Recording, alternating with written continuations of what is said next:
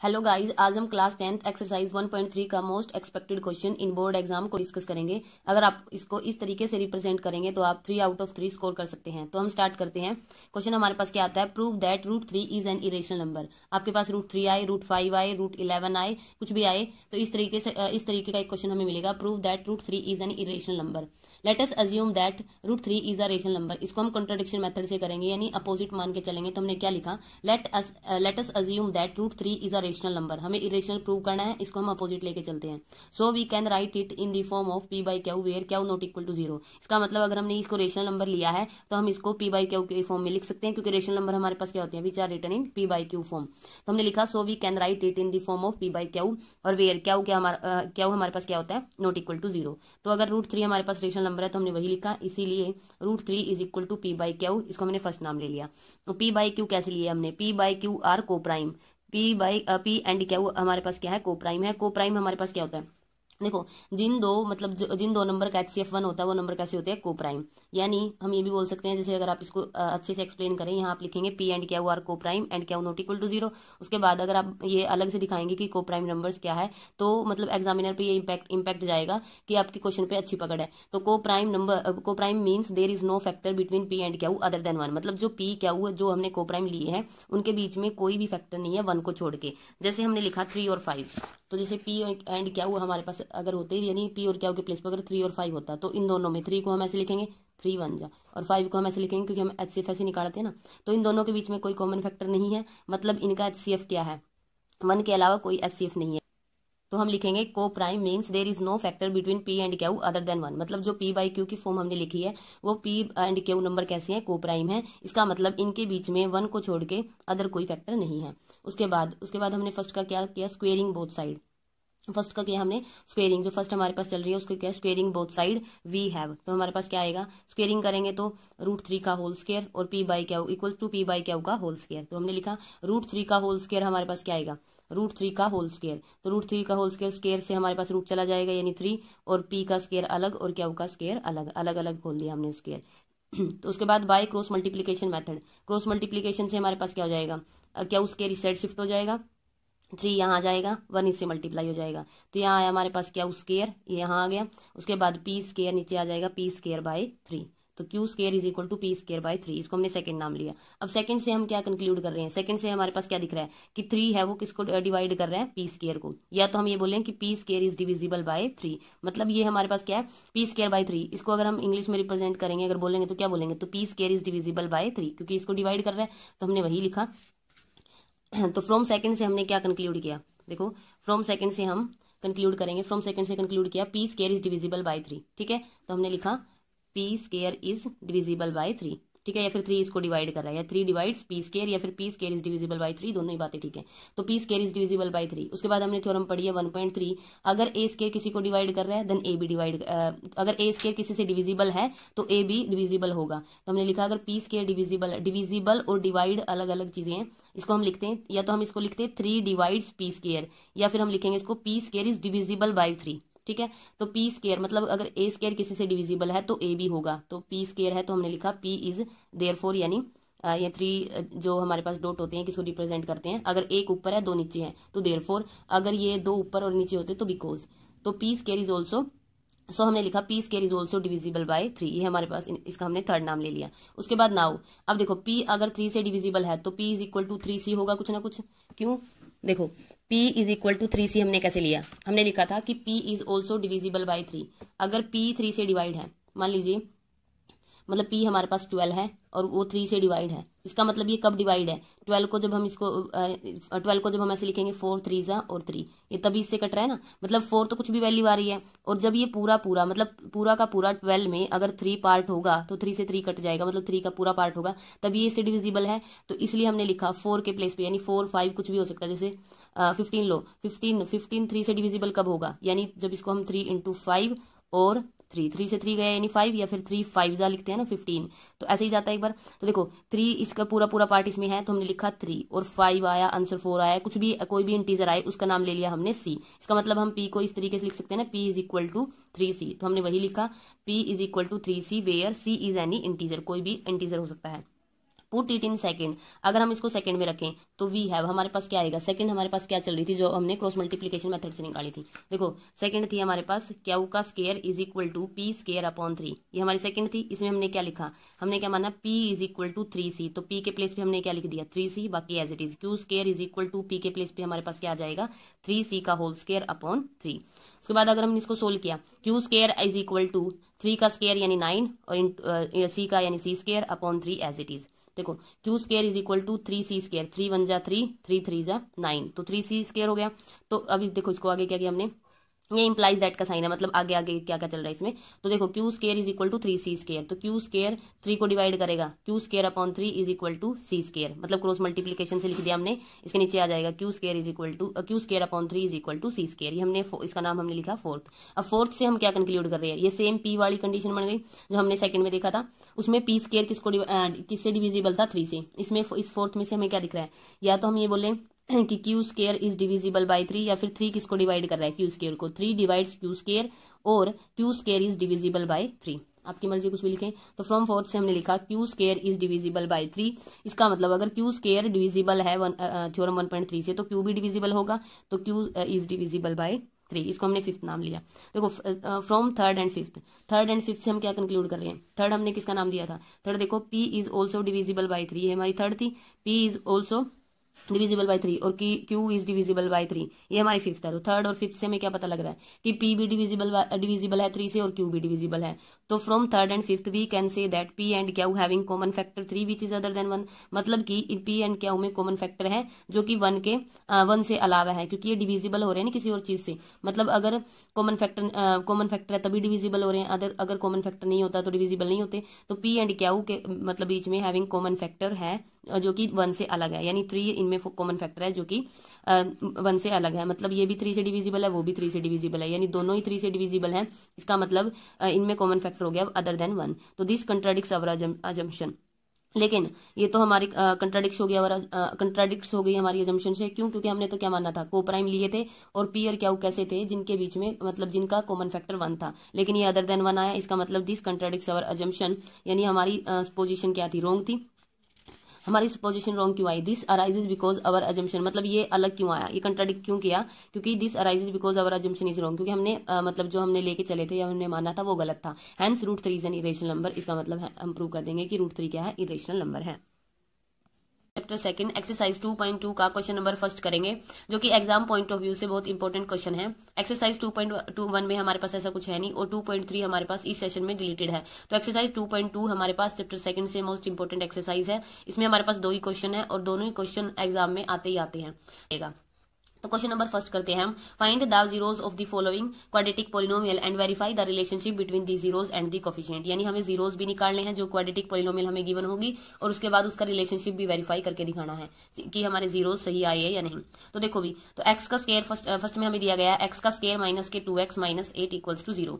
तो ए हमारे पास, देखो पहले हम क्या कर लेंगे, इनके कोफिशिएंट कंपेयर कर लेंगे। तो हमारे पास एक्स का स्क्वायर जो होगा वो हमारे पास क्या होगा a, क्योंकि हमारे पास क्वाड्रेटिक इक्वेशन किस फॉर्म की होती है, ax का square plus bx plus c equals to 0, यानी x के स्क्वायर के साथ a, x के साथ b और plus c is equal to 0। तो हमारे पास a अगर कंपेयर करें तो आपको लिखना है a हमारे पास क्या आएगा 1, और b हमारे पास क्या आएगा माइनस के 2, और c हमारे पास क्या आएगा माइनस के 8। तो a b c की वैल्यूज तो हमारे पास ये होगी। उसके बाद मिडिल स्प्लिटिंग मेथड अगर आपको नहीं आता है तो आप इस तरीके से कर सकते हैं, मतलब कि अगर किसी को ये नहीं पता कि मतलब इन दोनों की हमें मल्टीप्लाई चाहिए होती है और इन बीच में हमारे पास जो होता है उसको प्लस माइनस करके, मतलब इस तरीके से हमें फैक्टर बनाने होते हैं। अगर आपको फैक्टर ध्यान में नहीं आते या फिर फैक्टर हो जाते हैं प्लस माइनस की दिक्कत आती है, माइनस प्लस उसके बाद कॉमन लेने में दिक्कत आती है, तो हम इसको दूसरे वे से करेंगे। जैसे पहले हमें क्या चाहिएगा, a मल्टीप्लाई सी, मतलब इन दोनों की मल्टीप्लाई, तो हम देख लेते हैं a b c हमारे पास जो आए हैं, a मल्टीप्लाई c कर लेते हैं।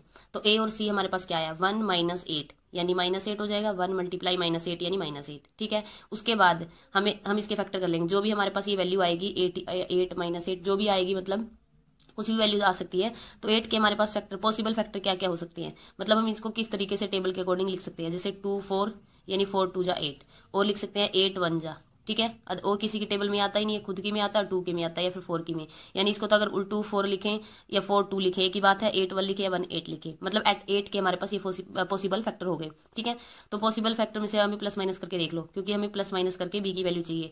तो 4 और 2 6, और 4 में से 2 गए 2, ठीक है, तो ये तो ठीक है। 8 में 8 और 1 9, 8 में से 1 गया 9, यानी ये गलत है। ठीक है, मतलब कि अगर आप कोई भी a इंटू सी जब आपकी वैल्यू आएगी तो उसको आप पॉसिबल वैल्यूज रख लेंगे कि पॉसिबल वैल्यूज क्या क्या रहेंगी, उसके बाद आप देख लेंगे प्लस माइनस करके। तो देखो हमें चाहिए -2, अगर हम करें यानी 4 और 2 अगर प्लस करेंगे तो 6 आएगा, यानी माइनस करने से ही बात बनेगी। तो वो कैसे बनेगी, अगर मैं करूँ 4 - 2 तो हमारे पास कितना आना चाहिए, 4 - 2 हमारे पास प्लस का 2 आएगा। लेकिन अगर मैं करूँ 2 - 4 तो हमारे पास क्या आएगा, -2। तो हमारे पास b की वैल्यू भी हमें क्या चाहिए, -2। तो वो इन चीजों से आ रही है, यानी इन फैक्टर से आ रही है। तो हमारे पास हो जाएगा 2 और -4 इसके फैक्टर। उसके बाद फैक्टर लिखने के बाद हमारे पास अगला काम क्या होता है, एक्स का स्केयर। या तो आपको ऐसे ही पता हो कि ये फैक्टर है, अगर नहीं पता तो आप ऐसे करके देख लेंगे, इससे आपका क्वेश्चन बिल्कुल भी गलत नहीं होगा, प्लस माइनस की भी दिक्कत नहीं आएगी। तो आप देखो एक्स, तो देखो हम कैसे लिखेंगे, हमारे पास क्या है एक्स का स्केयर और फैक्टर आया हमारे पास +2x और -4x, लास्ट वाला हमें ऐसे लिखना है -8 = 0। तो देखो प्लस का 2 था तो 2 और माइनस का 4 था तो माइनस, प्लस जो साइन इनके चल रहे हैं वही साइन आपको लेके चलने हैं। अब 2x की मल्टीप्लाई 4x के साथ करेंगे तो आपका आंसर आएगा -8x², जो कि इन दोनों की मल्टीप्लाई करने के बाद आ रहा है।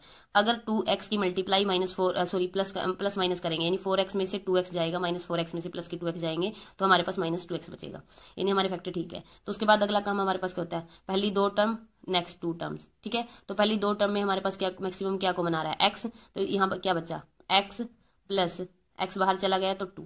ठीक है, इन दोनों में माइनस कॉमन आ रहा है, मैक्सिमम 4 कॉमन आ रहा है, तो x यानी 4 2 जा 8, माइनस भी बाहर चला गया यानी साइन चेंज हो जाएगा, यानी 2, तो = 0। ठीक है, दोनों में 4 कॉमन था, दोनों में माइनस भी था तो -4, और यहाँ बचा x और 4 यानी 8 को हम ऐसे लिखेंगे ना, 4 × 2, 4 2 जा 8 यानी 4 बाहर चला गया तो कितना बचा 2, तो x + 2। उसके बाद 2 टर्म दोबारा बन गई है, एक टर्म ये हो गई, एक टर्म ये होगी, प्लस माइनस से ही हमारी टर्म डिफ्रेंशिएट होती है। देखो ये हमारे पास x × x + 2, ये हमारे पास एक टर्म है क्योंकि ये मल्टीप्लाई में है, ये दो टर्म हो गई, ये बीच में माइनस है। ठीक है, तो हमारे पास x + 2 दोबारा कॉमन आ रहा है, दोनों टर्म से x + 2 बाहर लिखा, तो यहाँ क्या बचा x और x + 2 कंप्लीट बाहर, यहाँ क्या बचा -4 = 0। ठीक है, अब दो चीजों की मल्टीप्लाई 0 आ रही है, मान लीजिए a और b, मतलब इन दोनों का प्रोडक्ट यानी इन दोनों की मल्टीप्लाई 0 आ रही है। ठीक है, तो इसका मतलब या तो ये 0 रहा हो या तो ये 0 रहा हो, तभी मल्टीप्लाई होगी ना। जैसे अगर ये 3 है और ये 2 है तो 3 2 जा 6, कभी भी 0 नहीं आ सकता। इसका मतलब या तो ये 0 रहे 2 × 0, या फिर ये 0 रहा हो 0 × 3 0, या फिर दोनों 0 रहे हो। तो हम वही करेंगे, आइदर और की सिचुएशन होगी, तो आप लिखेंगे आइदर x + 2 = 0 और x - 4 = 0। तो x + 2 इस साइड होके कितनी वैल्यू देगा, -2 हो जाएगा, और x पर उस साइड जाएगा तब x की वैल्यू हो जाएगी +4। तो हमारे पास x की वैल्यूज आई है, -2 और +4। ठीक है, x की वैल्यू आ गई -2 और 4, तो ये हमारे पास क्या हो गई, 0। उसके बाद हमें रिलेशनशिप भी वेरीफाई करना था, तो हमारे पास देखो x की वैल्यूज हमारे पास आई है -2, हम लिख लेते हैं -2 और 4। रिलेशनशिप हमारे पास क्या होता है, अल्फा प्लस बीटा, ये आपको ध्यान रखना है, अल्फा प्लस बीटा = -b/a और अल्फा × बीटा = c/a। ठीक है, अल्फा प्लस बीटा = -b/a, यानी अगर हम उनका जीरोज का सम करें तो -b/a की रेशियो के बराबर आना चाहिए, अगर प्रोडक्ट करें तो c/a की रेशियो के बराबर आना चाहिए। तो अल्फा प्लस बीटा हमारे पास क्या थे, देखो अल्फा प्लस बीटा हमारे पास क्या होंगे, अल्फा प्लस बीटा जो भी क्वाड्रेटिक पोलिनोमियल होगी हमारे पास, उसके वो जो जीरोज होंगे वही अल्फा बीटा है। यानी अल्फा की वैल्यू अगर मैं लूँ तो -2 और बीटा हमारे पास क्या हो जाएगा 4। आप इसको अल्फा ले सकते हैं, इसको बीटा ले सकते हैं, कोई दिक्कत नहीं है। तो अल्फा की वैल्यू -2 और बीटा की वैल्यू अगर हमने 4 ली है तो हम इसको वेरीफाई करके देखते हैं कि हमारे रूट्स ठीक आए या नहीं। तो अल्फा की वैल्यू हमारे पास -2 प्लस बीटा के प्लेस पे हमारे पास है 4 = minus as it is, b के प्लेस पे हमारे पास क्या था -2 अपॉन a के प्लेस पे हमारे पास क्या है 1। ठीक है, तो देखो -2 + 4 यानी +2 = माइनस से माइनस गया, माइनस से माइनस यानी +2, तो ठीक है, यानी 2 = 2। तो हमें ऐसे वेरीफाई करके लेना है रिलेशन। उसके बाद अल्फा × बीटा = c/a आना चाहिए। तो अल्फा हमारे पास कितना था, अल्फा हमारे पास है -2 मल्टीप्लाई बीटा हमारे पास कितना 4 = c हमारे पास कितना था, c की वैल्यू थी हमारे पास -8, तो आप यहाँ -8 लिखेंगे, बाय a की वैल्यू हमारे पास कितनी है 1, तो आप यहाँ 1 लिखेंगे। ठीक है, तो 4 × 2 यानी -8 और 4 × -2 -8 = -8/1 यानी -8, तो हो गया वेरीफाई। ठीक है, उसके बाद है हमारे पास इसी का सेकंड पार्ट। तो इसके सेकंड पार्ट में हमें क्या बोला गया है, 4s का स्क्वायर -4s + 1, ये हमारे पास क्वाड्रेटिक पॉलिनोमियल गिवन है। तो देखो पहले हम कोफिशिएंट कंपेयर करेंगे, तो एक वैल्यू हमारे पास क्या है, a हमारे पास क्या चल रहा है 4, b की वैल्यू है हमारे पास माइनस है तो -4, और c हमारे पास क्या है +1। ठीक है, ए बी सी की वैल्यू होगी। उसके बाद फैक्टर निकालेंगे तो ए मल्टीप्लाई सी चाहिए हमें पहले, तो ए मल्टीप्लाई सी कितना आ रहा है 1 इंटू 4 यानी 4, तो 1 इंटू 4 यानी 4। तो 4 के पॉसिबल फैक्टर क्या क्या हो सकते हैं, यानी एक तो मैं लिखूं 2 2 जा 4 और एक हो जाएगा 1 और 4 4 1 जा 4। ठीक है, तो अब देखो प्लस माइनस करने के बाद देखो 4 और 1 को अगर हम प्लस करेंगे तो 5 और 4 माइनस 1 4 को 1 में माइनस करेंगे तो 3, तो ये तो आ नहीं रहा। 2 और 2 कितने होते हैं हमारे पास 4, लेकिन हमें चाहिए कितना, मतलब 2 और 2 को अगर हम प्लस करें तो हमारे पास क्या आएगा 4, अगर 2 में से 2 माइनस करें तो आंसर आएगा 0, यानी प्लस करने से कुछ बात बन रही है लेकिन निशान हमारे पास माइनस का चल रहा है। तो अगर मैं लिखूं 2 + 2 तो हमारे पास आंसर आएगा 4, लेकिन हमें चाहिए कितना -4, तो हम ये कर लेंगे -2 और -2 तो कितना हो जाएगा -4, यानी अगर +2 + 2 करें तो हमारे पास 4 आएगा और -2 हमारे पास कितना हो जाएगा -4, यही हमें चाहिए। इसका मतलब हमारे पास फैक्टर क्या होंगे -2 और -2। तो देखो हम कैसे करेंगे 4s का स्क्वायर, तो हमारे पास first term as it is 4s का स्क्वायर, ये तो आपको कैसे रखना है +1 = 0, ये तो सेम रहेगा। उसके बाद ये माइनस है तो -2 है तो 2, यानी -2s चल रहा है तो s, x चल रहा होता तो x आता। उसके बाद अगला भी माइनस का, ये तो -2 और s + 1 = 0, तो हमारे पास फैक्टर हो गए। उसके बाद पहली 2 टर्म लास्ट की 2 टर्म, पहली 2 टर्म में हमारे पास क्या कॉमन आ रहा है, एक तो 2 आ रहा है, एक मैक्सिमम आ रहा है s, तो ठीक है इसमें से 2s बाहर जाएगा। 4 को हम 2 × 2 और s को s × s अगर लिख सकते हैं तो देखो 2 बाहर चला गया, s भी बाहर चला गया, तो कितना बचा 2s माइनस 2s पूरा बाहर गया तो 1, क्योंकि 2s को ×1 लिख सकते हैं ना हम, तो 2s माइनस तो एज इट इज 2s बाहर गया यानी 1। उसके बाद इनमें क्या कॉमन आ रहा है, इसमें से कुछ भी कॉमन नहीं आ रहा है यानी 1 ले सकते हैं, तो हमने लिया 1। अब देखो यहाँ साइन की दिक्कत आ सकती है आपको, इसको हम 1 मिनट के लिए ऐसे रख लेते हैं, तो हमने 1 कॉमन लिया। उसके बाद यहाँ आपको कैसा चाहिए 2s हमें प्लस का चाहिए लेकिन यहाँ माइनस का है, तो माइनस को बाहर ले लेंगे। ठीक है, क्योंकि हमें क्या था 2s हमें यहाँ हमारे पास प्लस का चल रहा है लेकिन इसके साथ माइनस है, इसलिए इस चीज को अवॉइड करने के लिए, क्योंकि हमारे पास ये चीज सेम आनी चाहिए अंदर वाली। ठीक है, तो हमने क्या किया माइनस बाहर ले लिया, तो हमारे पास ये प्लस का बचा अंदर, और क्योंकि इसमें माइनस था ही नहीं और फिर भी बाहर है इसलिए साइन चेंज हो जाएगा, तो -1 = 0। एक बार दोबारा देखते हैं, देखो इसमें आ रहा था 4s का स्क्वायर, तो 2s कॉमन आ गया 2s - 1। अब क्योंकि 2s - 1 चाहिए तो माइनस के 2s यहाँ चल रहे हैं लेकिन हमें ये अंदर चाहिए प्लस के, तो इसलिए हमने माइनस बाहर लिया 1, माइनस बाहर आ गया, इसमें से 2s में से मतलब 2s को 1 लिखेंगे तो 1 बाहर यानी 2s बचा। उसके बाद इसमें से हमने 1 तो कॉमन ले लिया, ठीक है 1 को ×1 लिख सकते हैं, तो 1 तो बाहर आ गया 1 बच गया। ठीक है, उसके बाद क्योंकि यहाँ प्लस का चल रहा है या माइनस का, हमने अलग लिया है ना, तभी तो माइनस इंटू जब अंदर मल्टीप्लाई करेंगे माइनस माइनस प्लस होगा, इसलिए यहाँ का क्या आ गया -= 0। तो दोनों में अब दोबारा एक टर्म हमारे पास ये हो गई, एक टर्म ये हो गई, इसमें से भी क्या कॉमन आ रहा है 2s - 1 और एक बचा यहाँ से, पूरी में से ये बाहर गया यानी 2s और पूरी में से ये बाहर गया -1 = 0। इसका मतलब आइदर और की सिचुएशन क्या होगी, अब आइदर या तो होगा 2s - 1 = 0 और 2s - 1 = 0, तो 2s = 1 और s की वैल्यू हमारे पास हो जाएगी s = 1/2। इसके साथ मल्टीप्लाई में इस साइड आके डिवाइड, तो सेम इस साइड 2s = 1 और s की वैल्यू हो जाएगी 1/2। ठीक है, तो हमारे पास अब रिलेशनशिप भी वेरीफाई करना है, तो अल्फा की प्लेस पे हमारे पास हो जाएगा 1/2, दोनों ही वैल्यू सेम आई है, तो बीटा के प्लेस पे भी 1/2। तो अल्फा प्लस बीटा क्या बोलता है, अल्फा प्लस बीटा = -b/a और अल्फा इंटू बीटा = c/a। ठीक है, अल्फा प्लस बीटा = -b/a, तो अल्फा के प्लेस पे हमारे पास 1/2 चल रहा है, प्लस बीटा के प्लेस पे हमारे पास 1/2 = माइनस बी के प्लेस पे हमारे पास क्या था, देखो b के प्लेस पे हमारे पास चल रहा है -4, तो b/a और a के प्लेस पे भी 4 चल रहा है, तो b के प्लेस पे -4 a के प्लेस पे क्या चल रहा है 4। ठीक है, देखो ये आगे सोल्व करते हैं 1/2 या तो हाफ 1 हो जाएगा या फिर एलसीएम लेंगे तो 2 1 प्लस एलसीएम लेंगे तो 1। ठीक है, -4 से चला गया और एक माइनस यहाँ भी चल रहा है, देखो माइनस एक ये है और एक -4 है। अब इसको ऐसे लिखेंगे माइनस, और b की वैल्यू हमारे पास क्या थी, b की वैल्यू थी -4, एक माइनस बाहर था, एक माइनस ये, तो माइनस से माइनस चला गया यानी 4/4 कितना हो जाएगा 1, और 1 कितने होंगे 1 और 1 हमारे पास हो जाएगा, इस साइड लिख रहे हैं 1 और 1 2 और नीचे भी 2, तो 2 1 जा 2 यानी 1 = 1। इस साइड हमारे पास क्या हो जाएगा अल्फा इंटू बीटा, तो अल्फा की वैल्यू हमारे पास कितनी है 1/2 मल्टीप्लाई बीटा की वैल्यू कितनी है 1/2 = c/a। c हमारे पास क्या है, c हमारे पास चल रहा है 1, c हमारे पास चल रहा है 1 और a हमारे पास चल रहा है 4, तो c हमारे पास 1 और a की वैल्यू है 4, तो 1 × 1 और 2 2 जा 4 = ये हो जाएगा 1/4। ठीक है। तो हमारे पास थर्ड पार्ट में क्या दिया गया है, 6x का square minus 3 minus 7x। Question number first में हमें फाइंड द जीरोज यानी जीरोज निकालनी है और रिलेशनशिप वेरीफाई करके दिखाना है।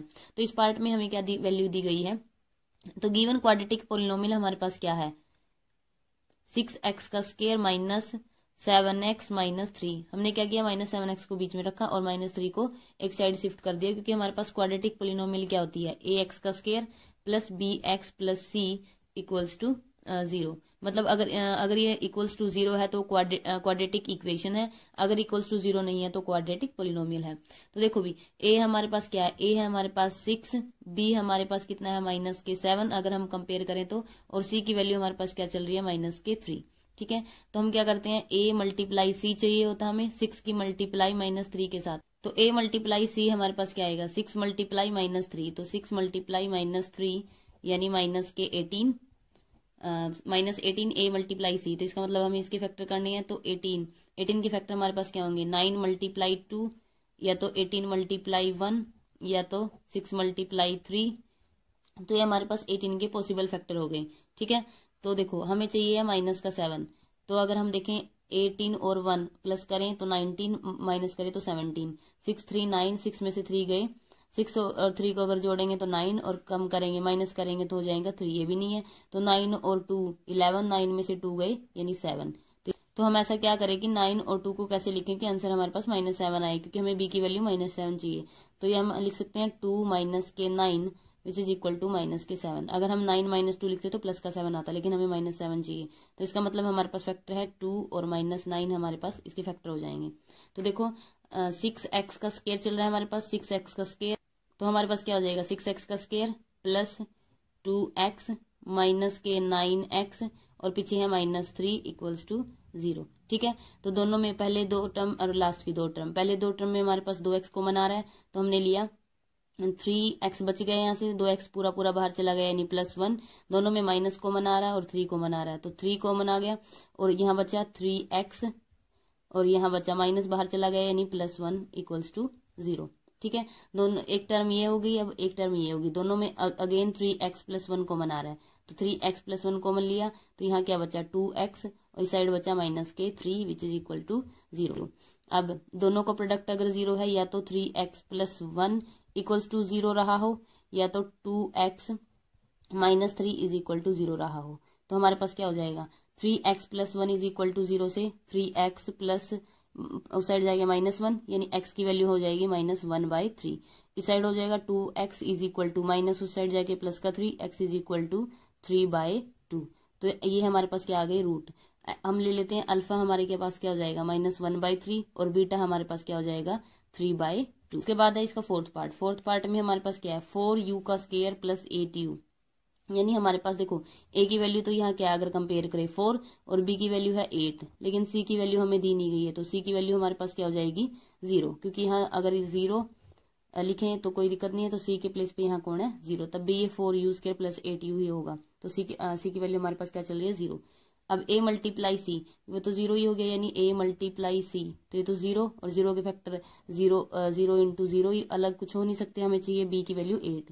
तो इसको हम मिडल टर्म स्प्लिट से करना ही नहीं है, क्योंकि हम क्या करेंगे पहले ही कॉमन ले लेंगे। देखो 4u का स्क्वायर प्लस 8u, ठीक है, इज इक्वल टू 0। तो दोनों में क्या कॉमन आ रहा है, मैक्सिमम चीज को क्या कॉमन आ रही है 4u, तो यहाँ क्या बचा u बच गया प्लस 2, 4 2 जा 8 यानी u हमारे पास बाहर चला गया, तो इज इक्वल टू 0।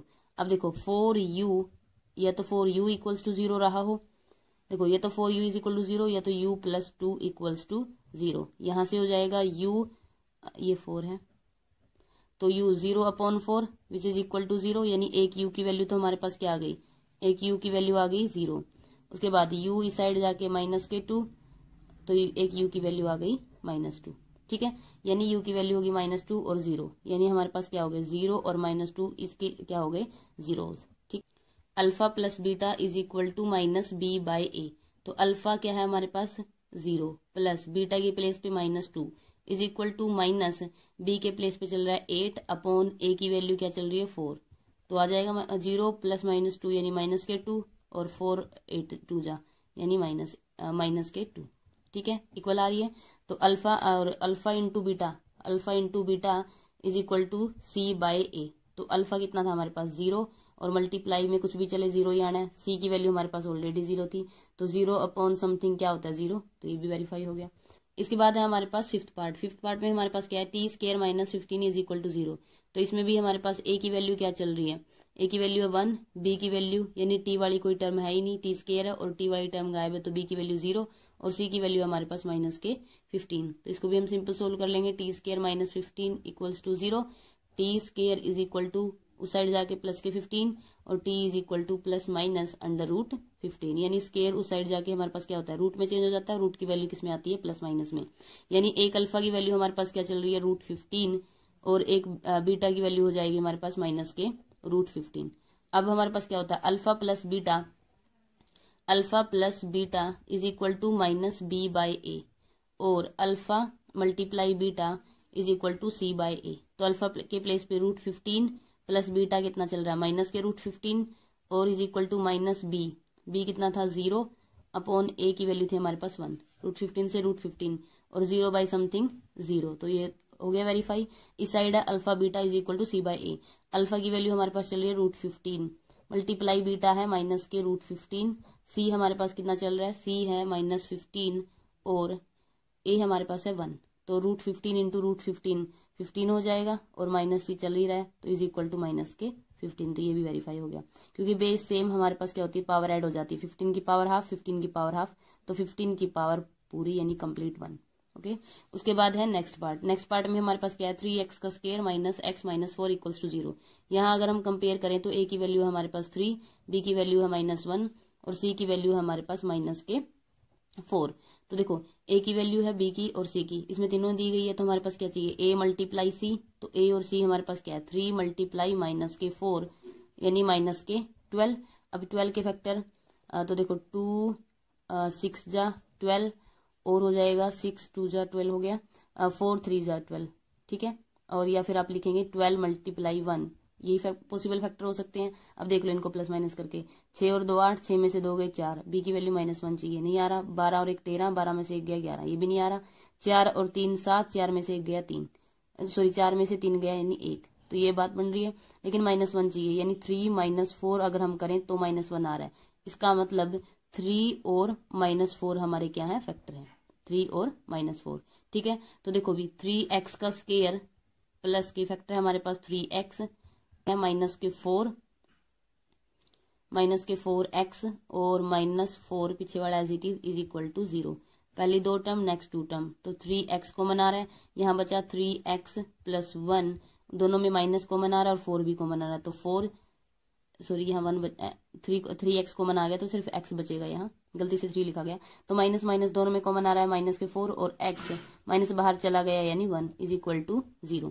अब दोनों में x प्लस 1 कॉमन आ रहा है तो x प्लस 1 इधर हमारे पास बचा 3x और x प्लस 1 बाहर गया, यहाँ बचा माइनस के 4 इज इक्वल टू 0, यानी या तो x plus 1 is equal to 0 यानी x is equal to minus 1, या तो 3x minus 4 is equal to 0 यानी 3x इज इक्वल टू 4 और x हमारे पास हो जाएगा 4/3। तो x की हमारे पास 2 वैल्यूज आ जाएंगी -1 और 4/3। क्वेश्चन नंबर 2 में हमें क्या दिया गया है, find the quadratic polynomial with the given numbers as the sum and the product of zeros respectively. Question number first में हमारे पास क्या था, हमें जीरोज निकालने थे, हमें क्वाड्रेटिक पोलिनोमियल दी गई थी। अब की बार हमें sum of zeros and product of zeros दिए हैं और हमें क्वाड्रेटिक पोलिनोमियल बनानी है, ठीक है। तो अगर तो हमें क्वेश्चन में क्वाड्रेटिक पोलिनोमियल बनाने के लिए बोले और हमें सम ऑफ जीरोज और प्रोडक्ट ऑफ जीरोज दिए गई हो तो हमारे पास क्या फॉर्मूला यूज होगा, एक्स का square minus alpha plus beta into x plus alpha beta is equal to 0। तो आपको ऐसे ही लिखना है 1/4 और -1 अगर हमें दिया होगा तो आप लिखेंगे formula used x square minus alpha plus beta plus into x plus alpha beta is equal to 0। तो हमारे पास अल्फा प्लस बीटा क्या है, अल्फा प्लस बीटा यानी सम ऑफ जीरोज, अल्फा और बीटा हमारे पास क्या होते हैं जीरोज, जो भी गिवन क्वाड्रेटिक पोलिनोमियल के हमारे पास जीरोज आते थे, एक्स की जो भी वैल्यूज आती थी, जो भी वेरिएबल हमें दिया था एस टी, जो भी उसकी वैल्यूज आती थी उसको हम ले लेते अल्फा और बीटा। तो हमने लिखा sum of zeros, alpha plus beta को अगर हम सम ऑफ जीरोज लिखे कोई गलत बात नहीं है, इंटू एक्स प्लस ये क्या है, यहाँ दोनों का क्या हो रहा है प्रोडक्ट, तो product of zeros is equal to 0। अगर तो आप ऐसे रिटर्न में देंगे, मतलब आपको अगर ये क्वेश्चन मान लीजिए हमें पेपर में दिया गया है, फॉर्मूला यूज्ड आप लिखेंगे और दोनों चीज़ों को अगर आप इन दोनों को एक्सप्लेन करेंगे तो एग्जामिनर पर आपका अच्छा इम्पैक्ट जाएगा। तो हम क्या लिखेंगे, एक्स का स्केयर, तो मैंने लिखा एक्स का square minus sum of zeros, sum of zeros इन्होंने बोला है सम ऑफ जीरोज 1/4 है, तो मैंने लिखा 1/4 इंटू एक्स प्लस दोनों का प्रोडक्ट हमें दिया गया है -1 और इज इक्वल टू 0। तो एक बार दोबारा देख लीजिए आप, हमें क्या बोला गया था, गिवन नंबर्स आज दी, मतलब given numbers are the sum and the product of zeros, यानी 1/4 हमारे पास क्या सम ऑफ जीरोज, -1 हमारे पास क्या प्रोडक्ट ऑफ जीरोज। तो वही हमने फॉर्मूले में पुट किया, एक्स का square -1/4 into x plus product of zeros -1 is equal to 0। उसके बाद इसको आप एलसीएम लेके सोल्व कर सकते हैं। तो हमने क्या लिया, एक्स के प्लेस पे यहाँ कुछ नहीं है 1 और यहाँ भी क्या हो जाएगा 1। आप इसको सिंपल तरीके से भी कर सकते हैं, अगर 1 ना लेना चाहें तो यहाँ हो जाएगा हमारे पास 4 1 की टेबल में 4 पे, तो हमारे पास चला गया ऊपर एक्स का स्केयर के मेरे साथ मल्टीप्लाई होगा 4x का स्केयर, 4 की टेबल में 4 1 पे, 1x के साथ मल्टीप्लाई होगा x अगेन, प्लस माइनस हमारे पास माइनस आएगा, 1 की टेबल में 4 पे, तो ये चला जाएगा 4। एलसीएम आपको लेना ही आता होगा, इज इक्वल टू 0। जब हम इस 4 को इस साइड शिफ्ट करेंगे तो हमारे पास आंसर क्या बचेगा, यानी हमारे पास क्वाड्रेटिक पोलिनोमियल क्या आएगी, तो रिजल्टेंट क्वाड्रेटिक पोलिनोमियल हमारे पास हो जाएगी 4x का स्केयर माइनस x माइनस 4 और जो नीचे वाला 4 है यानी 0 × 4 इज इक्वल टू 0। उसके बाद हमारे पास है इसका सेकंड पार्ट। तो सेकंड पार्ट में हमें क्या दिया गया है, √2 और 1/3, यानी सम ऑफ जीरोज हमारे पास √2 है और प्रोडक्ट ऑफ जीरोज है 1/3। तो अगेन आप लिखेंगे, पहले आप फॉर्मूला यूज लिखेंगे, एक्स का square minus sum of zeros x plus product of zeros. तो एक्स का square minus sum of zeros हमें क्या दिया गया है, √2 into x plus product of zeros हमें क्या दिया गया है 1/3 इज इक्वल टू 0। या तो आप साथ में अल्फा प्लस बीटा वाला फॉर्मूला भी लिख सकते हैं। तो उसके बाद हमारे पास क्या काम रह गया, एलसीएम का। तो अगर आप इसका एलसीएम लेंगे तो हमारे पास क्या आएगा 3, यहाँ अगर कुछ नहीं है तो 1, यहाँ अगर कुछ नहीं है तो 1। तो 1 की टेबल में हमारे पास 3 पे, तो 3 की मल्टीप्लाई एक्स स्केयर के साथ होगी तो 3x का स्केयर माइनस 1 अगेन 3 पे, तो 3 इसकी मल्टीप्लाई होगी √2x। कभी अगर एक नंबर रूट का है और अनदर नंबर बिना रूट का है तो हमारे पास मल्टीप्लाई नहीं होगी, उसको हमने ऐसे एज इट इज लिखना है। तो 1 की टेबल में 3 यानी 3 इंटू √2 इंटू एक्स प्लस 3 की टेबल में 3 यानी 1 पे, तो ये 1 इज इक्वल टू 0। तो 3 को अगर हम इस साइड शिफ्ट करेंगे तो ये 0 हो जाएगा। तो रिजल्टेंट पोलिनोमियल हमारे पास क्या बची, 3x का स्क्वायर माइनस 3 √2x प्लस 1 इक्वल्स टू 0। उसके बाद है हमारे पास इसका थर्ड पार्ट। तो थर्ड पार्ट में भी हमें सम ऑफ जीरोस दिया गया है 0 और प्रोडक्ट ऑफ जीरोस दिया गया है 5। तो हम फॉर्मूले में पुट करेंगे एक्स का square minus alpha plus beta के प्लेस पे हमें 0 दिया गया है into x plus alpha into beta हमें दिया गया है √5 इज इक्वल टू 0। तो ये टर्म तो हमारी 0 हो गई, तो हमारे पास बचा एक्स का स्केयर प्लस √5 इक्वल्स टू 0। उसके बाद है हमारे पास इसका फोर्थ पार्ट में हमें क्या बोला गया है 1 और 1, यानी सम ऑफ जीरोज हमारे पास 1 है, प्रोडक्ट ऑफ जीरोज हमें दिया गया है 1। तो लिख लेते हैं हम इसको, एक्स का square minus sum of zeros के प्लेस पे 1 इंटू हमारे पास एक्स चल रहा है plus product of 0 again 1 equals to 0। ठीक है, तो एक्स का स्केयर -1 की एक्स के साथ होगी यानी minus x plus 1 equals to 0। ठीक है, उसके बाद है हमारे पास इसका नेक्स्ट पार्ट में हमें क्या दिया गया है, नेक्स्ट पार्ट में हमारे पास है सम ऑफ जीरोज, तो हमें दिया गया है 1/4, प्रोडक्ट ऑफ जीरोज है हमारे पास 1/4, एक्स का square minus sum of zeros के प्लेस पे लिखेंगे आप 1/4 into x plus product of zeros है हमारे पास 1/4 इक्वल्स टू 0। तो अगर आप इसको एलसीएम लेके सोल्व करेंगे तो हमारे पास एलसीएम क्या आएगा 4। ठीक है, यहाँ हमारे पास कुछ नहीं है 1 की टेबल में 4 पे, यानी 4 की मल्टीप्लाई ऊपर होगी तो 4x का स्केयर माइनस 4 1 पे चला जाएगा तो यानी x प्लस 4 की टेबल में 4 1 पे, 1 इंटू 1 इज इक्वल टू 0। जब आप इसको 4 को इस साइड शिफ्ट करेंगे या डिवाइड में इस साइड मल्टीप्लाई होगा तो ये 0 हो जाएगा। तो हमारे पास रिजल्टेंट क्वाड्रेटिक पोलिनोमियल क्या बची, 4x का square minus x plus 1 equals to 0। उसके बाद है इसका सिक्स्थ पार्ट में हमें क्या दिया गया है 4 और 1। तो 4 और 1 हमारे पास है, सम ऑफ जीरोज हमें 4 है, एक्स का square sum of zeros 4 into x plus product of zeros हमें दिया गया है 1 which is equal to 0, x का स्केयर माइनस 4 इंटू एक्स यानी माइनस के 4x plus 1 is equal to 0।